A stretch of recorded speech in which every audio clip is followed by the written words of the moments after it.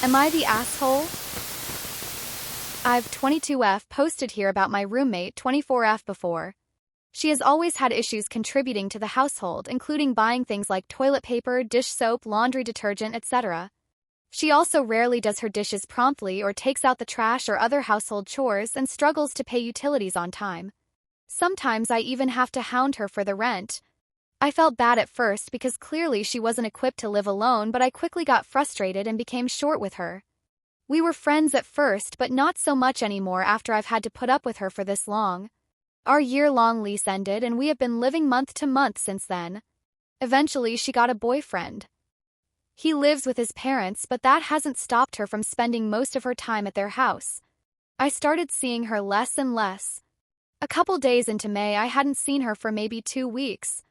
I texted and called her to see when she was going to pay her share of rent, due on the 5th, but she basically ghosted me. I got in contact with her mom, and eventually my roommate reached out to say she's staying with her boyfriend's family for now, and doesn't think she should be expected to pay rent for somewhere she's not staying. I kindly asked if that meant she would be moving out, but she didn't respond.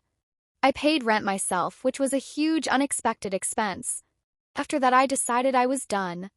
I texted her over the course of May and June asking her to move her stuff out, but she didn't respond to me. Her mom kept promising me that her daughter would take care of it, but she never once got back to me. After July started, I recruited a couple friends to help me pack up the stuff in her room and donated most of it to Goodwill and the Salvation Army. I also asked the landlord to change the locks, which he did. The other evening, she finally shows up and is mad that the locks have been changed. I told her she's not living here and doesn't pay rent, so she has no reason to enter the apartment. She got even more upset and said that she was never moving out, she was just staying with him for the time being. She told me the situation didn't work out, so she planned to come back and live here again. I told her that she was already off the lease and it's my rental now. She started crying and said she had nowhere else to go, and I felt really bad. She asked if she could at least get some of her stuff. She needed some clean clothes and a shower. I told her that because she never told me she was coming back or made plans to move her stuff out, I donated everything that was in her room unless it looked precious or expensive and stored the rest in her closet. She completely freaked out and threatened to call the police on me. She was inconsolable. She cried about how I even donated her dead grandmother's wedding dress, which had been in a special box somewhere in her room. I apologized profusely because I did feel really bad, but it all could have been avoided if she had tried to communicate with me. Ida? Edit. I told her by July I would start getting rid of things if she didn't make plans to do it herself. Where I live, a unit is considered abandoned once they vacate and owe rent. Cost of the items being donated will determine how long I need to store them before getting rid of them. I asked her to make arrangements for her things beginning in early May, which she ignored. I emphasized in June that I would be donating her things by July, which she also ignored. Additionally, her mother was aware the whole time and promised me her daughter would take care of it by June 30th, which she didn't. So my spouse has this friend who keeps having mail sent to our house. Why, he has a house, but yet he has all his mail sent here. For the first 3 months I didn't have an issue with it, but a few weeks ago he had something important sent to the house that he needed ASAP. He wanted my husband to bring it to him, but when my husband went out for drinks he forgot the letter. The next morning, a Saturday, this dude calls us over a dozen times at 6 a.m. like my husband didn't answer the first time, so his friend just started calling again and again and again in a super passive-aggressive fashion. Eventually, my spouse answered the call, grabbed the letter, and went to bring it to his friend like some servant. It was not a pleasant way to be woken up, and I told my spouse to tell his friend that we aren't the post office and that he can send his mail elsewhere.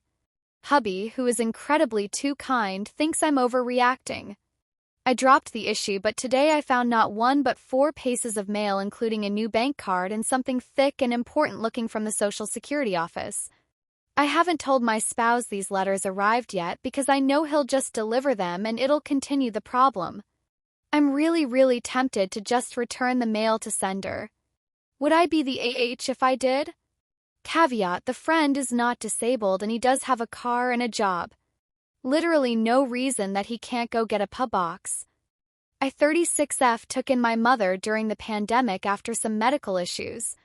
I never made her move out after. It works for us. She has her own bedroom and bathroom. We share other spaces and I work from home most of the time so I can look after her.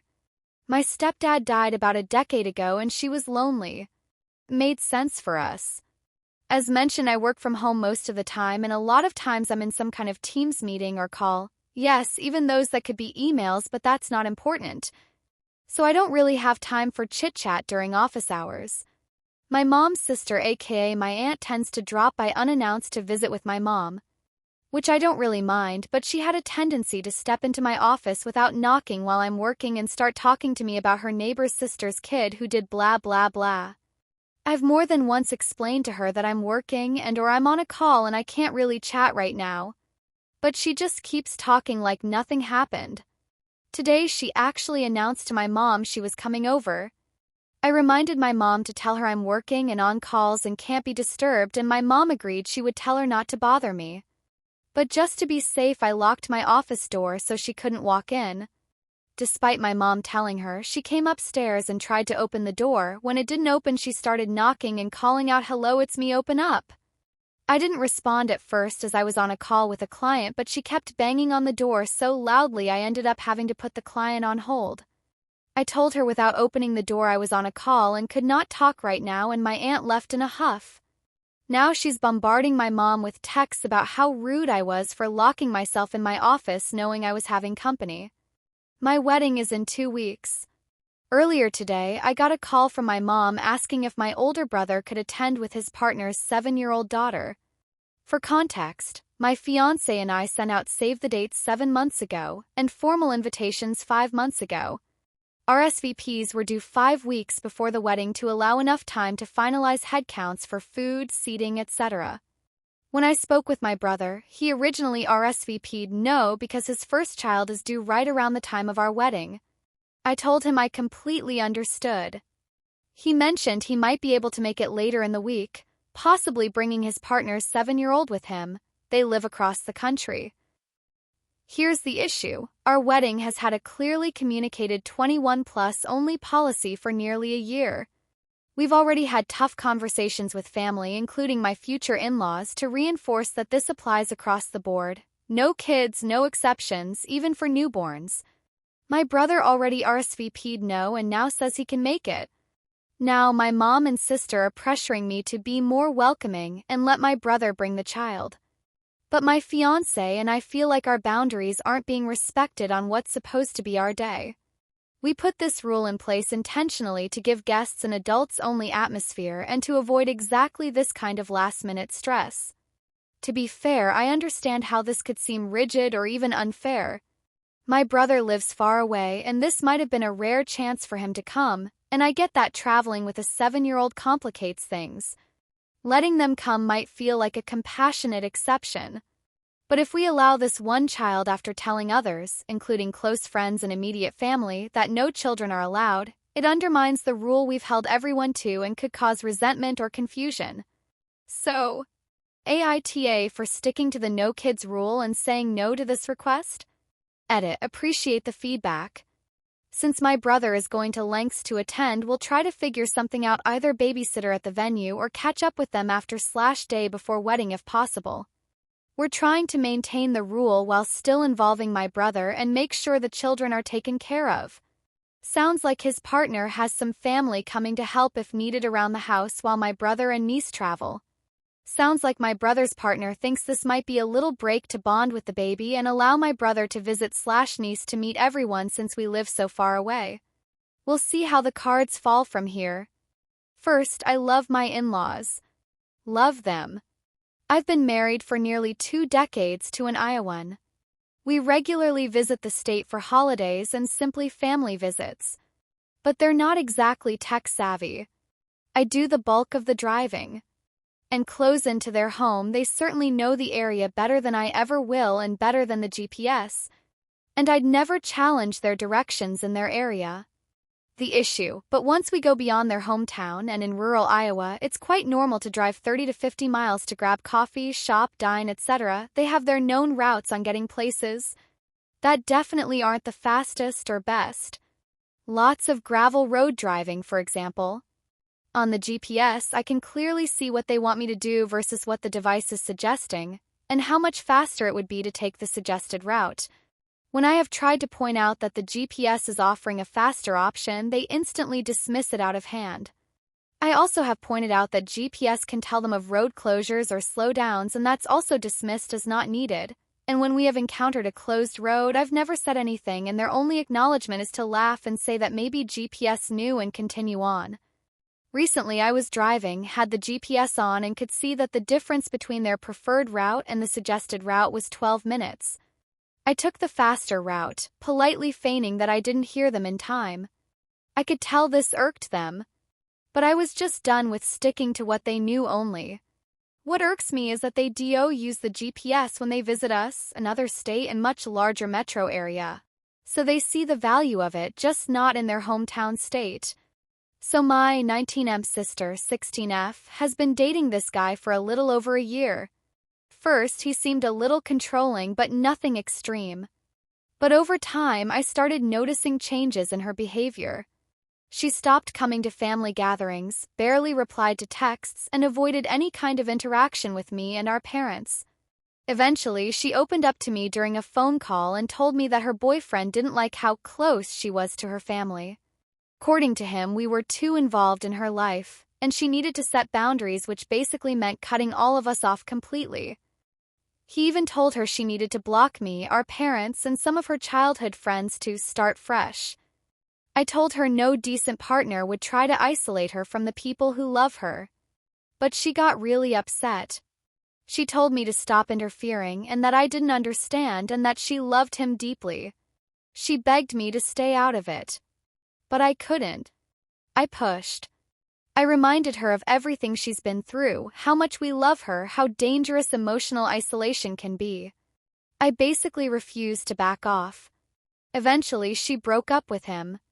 It was messy and painful, and she cried a lot. Now, we're talking again, but some of her friends still say that I shouldn't have forced my opinion on her when she told me to stay out of it. Hi 24M. I know this needs context, so I'll try and make it simple.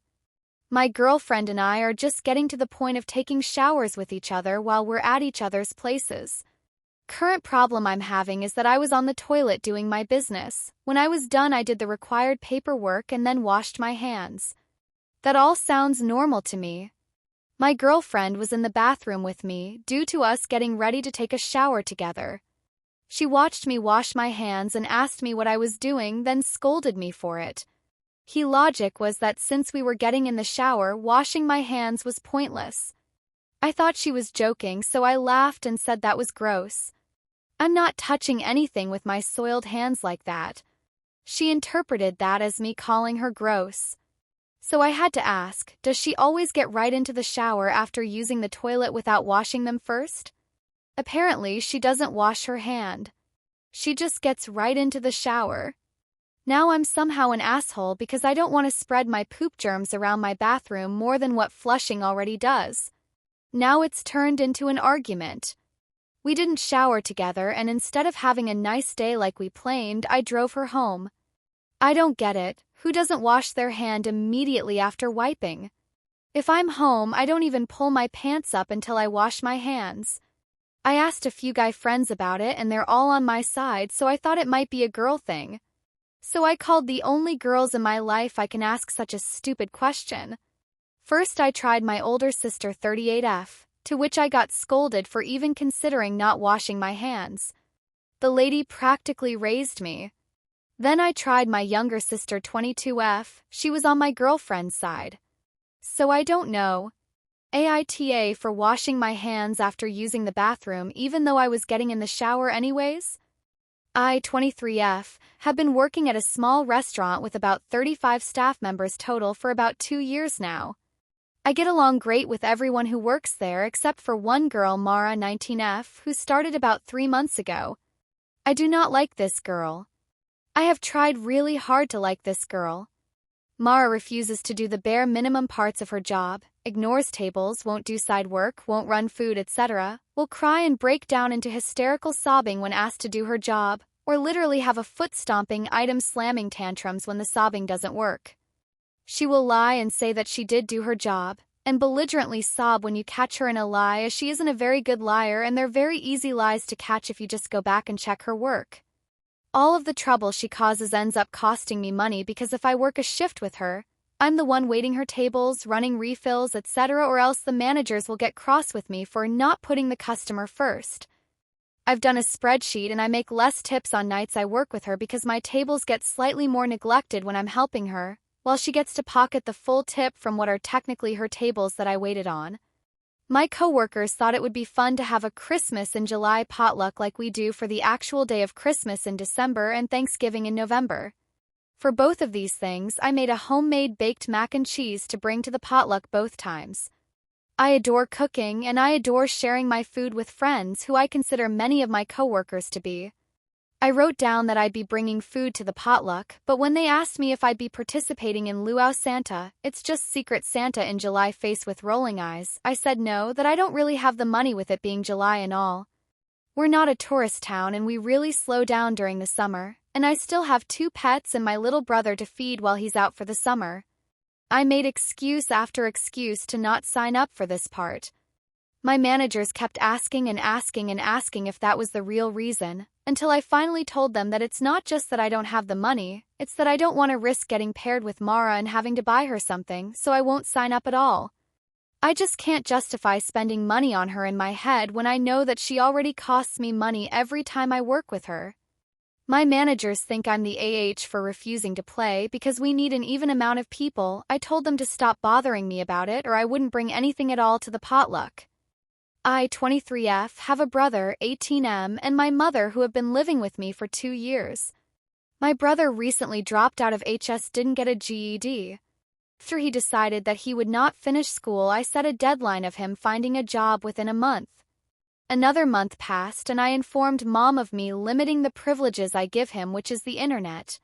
A bad day came when I asked if he could take my dog outside in the morning and he did not do it until very late, so my dog peed all over the floor and dragged it on the new carpet. He did not let me know because he wanted to keep playing games, so it soaked into the everywhere. This infuriated me and I let him know that everything costs money and I am sick of him not being considerate of the things that are around him. I informed him that I would be removing his internet and I did. When my spouse was back, we discussed a solid plan to get him to start doing better and set him up for success, which was that if he got a GED, I would give him back the internet for 3 to 4 hours a day, and once he got a job, all privileges would be returned to him. When my mom was informed of this, she immediately got mad at me and threatened that they would move out. Another month passed and I just thought maybe he is studying or at least applying for a job, but he was doing none. I started to get a bit more frustrated at this time because I see no progress and stated to blame me for his depression because he has no internet. Today he decided to come to me after being rude to me all week and refusing to do any chores I give him, to ask if he could be on the internet to get some limited edition stuff on one of his games. I told him he couldn't because he has had a lot of time to get at least a GED to have some internet and that consequences are consequences, so he would have to miss out. He began walking away calling me bitch.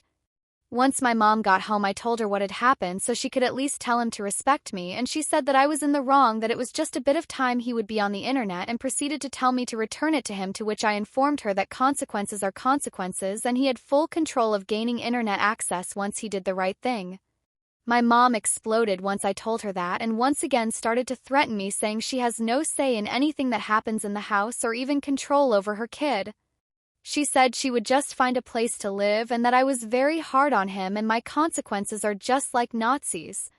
My mother said that she is just trying to protect her boy from me, and once she said this I was upset and told her I am not a Nazi for enforcing boundaries to him trying to financially and emotionally take advantage of me. I told her to do whatever she wanted to do and that if she thinks leaving is best she should do it.